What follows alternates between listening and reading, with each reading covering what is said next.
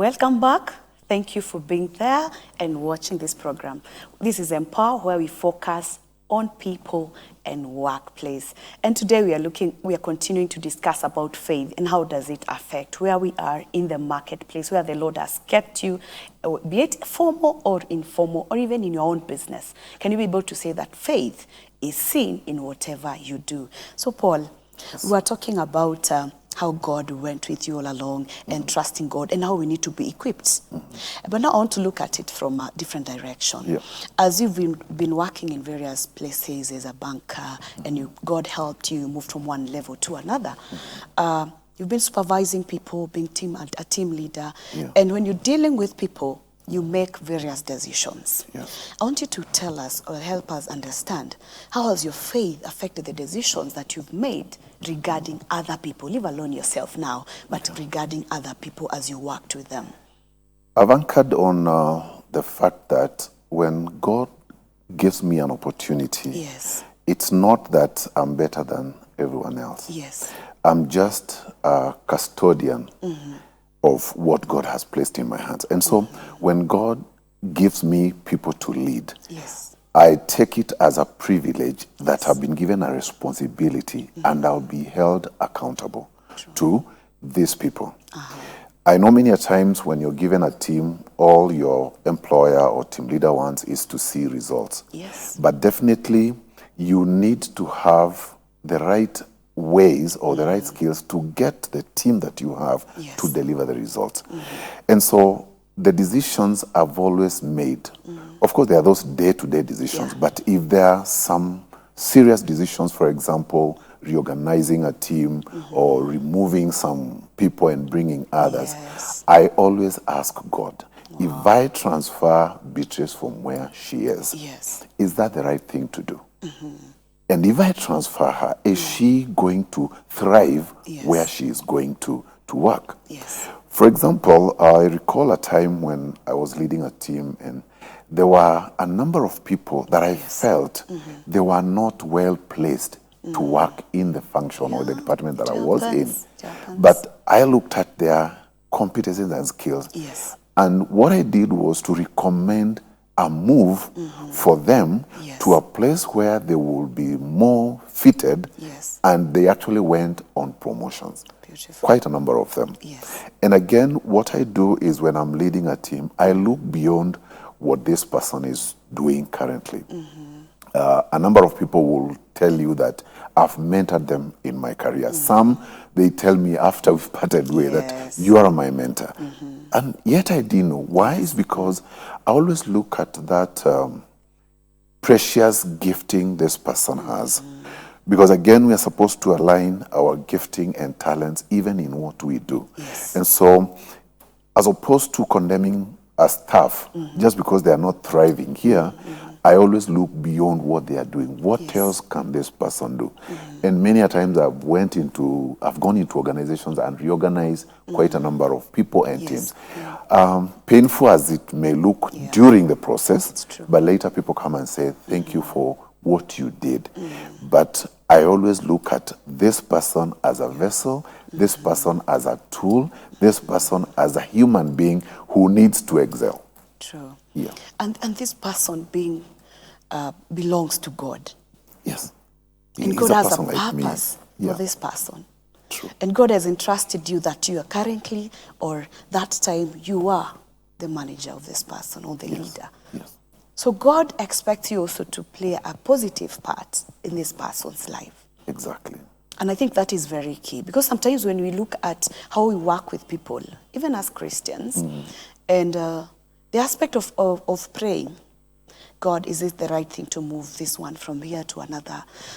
You find most of the time doesn't come up. And we'll sit on a table and try to draw and say, yes, this one, this one, this one.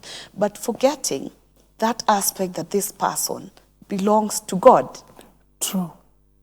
And I think that is a key lesson for us today, that as we deal with people, we need to understand this person has been entrusted to you, but does not belong to you.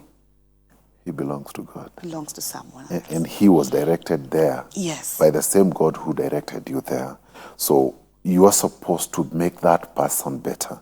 And should there be a mismatch, Yes. as a leader, that's why you've Yes. been given the responsibility Yes. to guide and to coach this person. That is true. Yeah. Wow. Maybe, would you say maybe that is why some managers make, or some leaders make mistakes? And sometimes they have a lot of trouble with employees because maybe they didn't know that this is a precious gift. Yeah, many a times you'll find colleagues or employees always complaining. Yes. And I will borrow this quote that says, people don't leave organizations, they leave bad managers. Yes. It's unfortunate that you're a Christian, you're a manager, and Yes. people are leaving the organization where they prayed to get an opportunity just because of you. True. And this could be because you are a manager in the office, but Yes. when you're out there, you're a Christian. Yes. But that you cannot separate being a staff, a manager, and Christianity. Yes. I like what my bishop always says, that we are not all pastors at the pulpit, True. but we are all pastors at our marketplace. And so many staff will complain about a Christian manager, and that pains me. Yes. Because you go there with that position, but you forget it can be lifted. I Yes. mean, God, we have read many places where he lifted the kingship from Yes. people. Yeah, If he you're does. a king and you're not directing the affair of the country well, Yes. God removed the kingship from you. And so who is a manager? God can easily Yes. change that position and you become a nobody. And so Yes. when you're given that role, you are the salt of that organization. Yes. So you must be the best manager who is tapping from God. Yeah. Wow, wow. Yeah, and I think when we look at it from that direction, Yeah. then we can be great people, great leaders, great managers, and also to understand that we've been given this opportunity by God. It's not that, because just look at it. There are many people who have done what maybe you have done, True. be it in school, or what I've done, be it in school, but they've not gotten opportunities that you have gotten. Exactly. So we should take these opportunities that God has given us and make use of them in the right way to glorify God. And we may not be pastors, all of us, at the pulpit. Yes. But wherever we are missionaries for Christ. We should be able to spread the gospel. True. Through how we manage people, how we work, and how we do things. Maybe I ask you a question. Yeah. Maybe there's a manager who is really struggling because you have grown. And they're really struggling and trying to see, I'm doing all the best. I've been to school. Yeah. And they're struggling with this aspect of handling people. What advice would you give such a person? Two things. There's the place of self-evaluation Yes. and self-reflection. If you are struggling to manage people, Yes. you could be the problem. And the people could be the Could also problem. be, yes. So personally, what I do, if I encounter a scenario where I'm struggling to lead a team, I first reflect and ask myself, could I be the problem? Could I be lacking in some skills? Yes. Could I be doing things without consulting the one who has given me this privilege and honor? Yes. So that is one thing. Number two, check if you have the right skills to manage these people. Yes. Remember, you're leading people and these people are not you. Yes. So you need to have that heart of accommodating others. Yes. Also check whether you want people to deliver these results. Are they equipped with the right skills? Yes. As opposed to telling them, you are here, you are earning a salary and you are not delivering. Yes. Check, they might have been misplaced or you want results that those people are not yet there. Yes. So as a leader, you lead. And actually, I'll challenge managers also to try to be leaders. Yes. Because a manager will go demanding results, regardless of whether the axe is blunt or what. Yes. But a leader will make sure that these people have the right skills and they are doing the right thing Yes. and they're in the right environment. So I will ask these managers or these leaders, check yourself. Do you have the right skills, the competencies? Have you prayed about it? Have you put God at the center of what you're doing with these resources that He has entrusted to you? Wow, thank you. And I know we don't have a lot of time. Yeah. As a leader who has grown in different levels to where the Lord has put you, what are the key values that have governed your life as a person, as Paul? Integrity. Wow. Integrity, actually, I put it high in my values. Yes. Of course, integrity and honesty, they're somehow intertwined. And all through my career, I have cases where my team leaders have come and told me, by the way, we trust you with this. As I said earlier, I don't allow my boss to keep checking. Yes.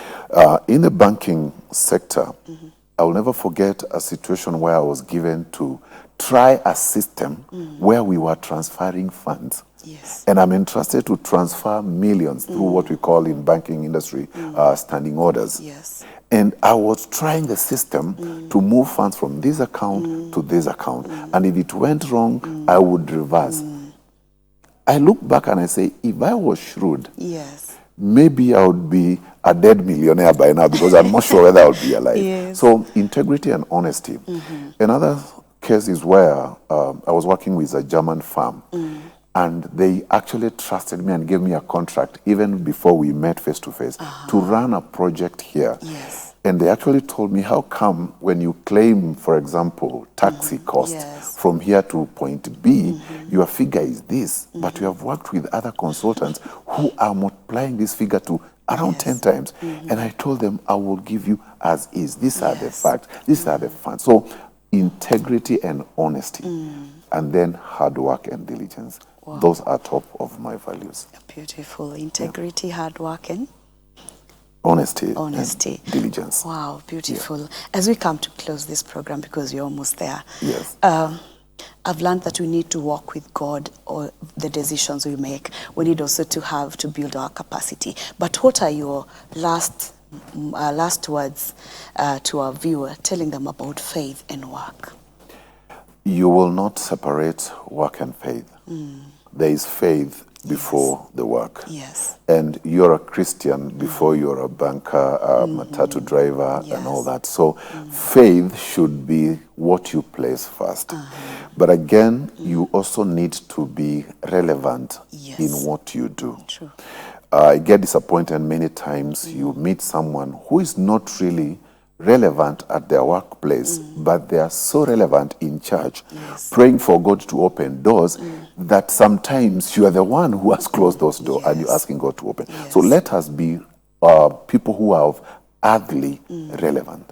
If it is at the workstation, you are working and you're serving God. So even before you serve your team leader or the organization, check, am I doing the right thing before God, before doing the right thing before men? So faith first, then work. And of course, when you do that, God commands blessing to the work of your hands. Beautiful. Thank you, Paul, for coming, and I look forward to host you again. My pleasure. I believe you've learned a lot. Whatever you're doing, let's do it for the Lord. And we've been told, other than trusting God and praying, let's also ensure that we are well equipped for what you're trusting God for. Thank you so much. It has been Empower. My name is Beatrice Chuchu, and God bless you.